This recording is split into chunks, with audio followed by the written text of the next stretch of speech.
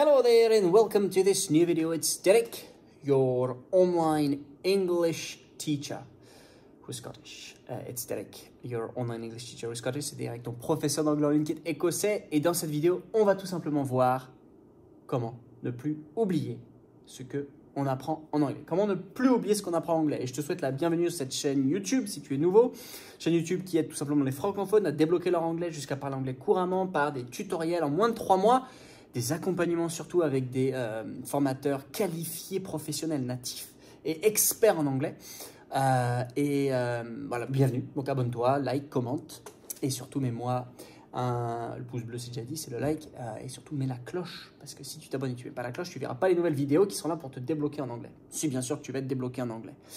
Et vu que le thème est très important, on va pas mettre le jingle, tu le verras sur les autres vidéos. J'aimerais te parler maintenant de comment ne plus oublier. Comment ne plus oublier? C'est un réel problème parce qu'en fait, c'est très probable que tu sois ici sur cette chaîne et encore avoir une énième vidéo parce que tu apprends, mais tu ne retiens pas. Donc tu apprends, mais tu ne retiens pas ce que tu apprends. Et ça t'énerve parce que tu dis, mais au moins j'essaye. Si jamais je ne retiens pas parce que je n'apprends pas, je sais c'est quoi le problème, c'est que je n'ai pas appris. Donc je dois apprendre. Mais si tu apprends et tu apprends mal, il y a de grandes chances que tu veuilles jeter l'éponge. Et c'est vraiment important en fait, l'apprentissage. Et apprendre à apprendre. Et j'aimerais te donner 1, 2, 3, 4, 5 choses à faire. 5 choses à faire tout simplement pour apprendre à apprendre et en fait ne plus oublier. Donc, accroche-toi parce que on va résoudre, je pense, un de tes gros problèmes aujourd'hui. La première chose, c'est qu'il va falloir... tu vas dire, mais ok, je suis venu pour ça. Il va falloir apprendre. Il va falloir que tu fixes un temps. Il va falloir que tu fixes un temps dans ton emploi du temps pour dire, là, je suis en train d'apprendre. Alors, c'est vrai qu'il y a ce qu'on appelle le side learning. Je le note. Le side learning. C'est quoi le side learning? C'est tout simplement le fait d'apprendre un peu tous les jours, à tout moment. Bah, tu vas faire un voyage en Irlande, tu vas faire un voyage en Écosse ou au Royaume-Uni. Tu es toujours en train d'apprendre parce que tout ce que tu lis est source d'apprentissage. Ah tiens, ce mot-là, ça me fait... Tu es en side learning. Dans ta journée, tu décides de mettre ton téléphone en anglais, tu décides de lire des livres, tu apprends le matin en regardant ton téléphone parce que c'est mis en anglais. Tu lis ton livre, tu es en train d'apprendre. Et ça, c'est le side learning. Mais à part ce side learning, tu devrais avoir des temps où tu es en train d'apprendre. Vocabulaire, grammaire, écoute, là, je suis en train d'apprendre. Et ça, c'est important. On va parler de l'apprentissage maintenant de vocabulaire et de grammaire. Quand tu as fini d'apprendre, dès que tu as fini, je veux que tu me fasses un review. De suite. Review, c'est quoi? C'est une révision. Que de suite, tu me fasses de la révision. Tu révises maintenant, tout de suite. Donc, tu finis et avant de fermer ton livre, tu dis, je récapitule, qu'est-ce que j'ai fait? Donc, étape 1, tu apprends, tu le sais. Mais avant de fermer ton livre, je veux que tu me fasses une révision. Tu récapitules. 15 mots de vocabulaire. Tu les apprends, tu les apprends, tu les apprends.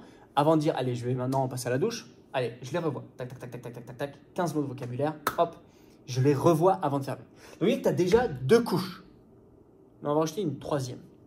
J'aimerais que 24 heures après, d'où l'important de savoir quand est-ce que tu as appris, j'ai envie que tu révises, que tu repasses une couche dessus. Repasse une bonne vieille couche dessus pour que tu puisses avoir une troisième couche d'apprentissage. Tu es en train de comprendre que plus tu as de couches, moins tu vas oublier. Tu vas oublier rapidement si tu n'as pas réactivé. Ta mémoire, ça fait ça. Ok? Ça, c'est ta mémoire, M. Ça, c'est le temps. La mémoire, elle va faire ça. Okay? Une bonne mémoire parce que tu apprends au début. Et plus le temps il avance, plus ça baisse. Et si tu fais ce qu'on appelle, tu réactives, hop. Tu réactives, hop. Tu réactives, hop. Donc, tu apprends, tu reviews tout de suite. 24 heures, tu réactives. 1 semaine, tu réactives encore. Et 1 mois, tu vois où est-ce que tu en es. Quand tu fais ça, je peux te garantir que l'oubli sera beaucoup plus éphémère. Certes, tu vas peut-être avoir des brouillons dans certaines choses, mais l'oubli sera plus éphémère et tu peux fonctionner en cycle. Le lundi, vocabulaire. Le mercredi, grammaire. Le vendredi, écoute. Et tu fais 3 jours comme ça et tu fais en boucle et c'est parti. Tu apprends, clac. Tu fais de la révision de suite, clac. 24 heures après, tu refais la même chose. Une semaine après, tu reviews et forcément, ta mémoire, avec le temps, ne baisse pas. Si tu ne fais rien de tout ça, voilà ce qui va se passer. Et tu vas me dire ici, j'oublie tout. Et moi, je vais te dire, elles sont où les flèches? Elles sont où les flèches? Parce que c'est ça, en fait, qui va te faire remonter. Les flèches correspondent, bien sûr, aux révisions, aux récapitulatifs. Voilà, à toi de jouer. J'espère que ça t'aide. C'est bien pour ton anglais que je fais ça. Et moi, je te donne rendez-vous très bientôt pour une nouvelle vidéo. Quant à toi, let's go. Tu peux y arriver.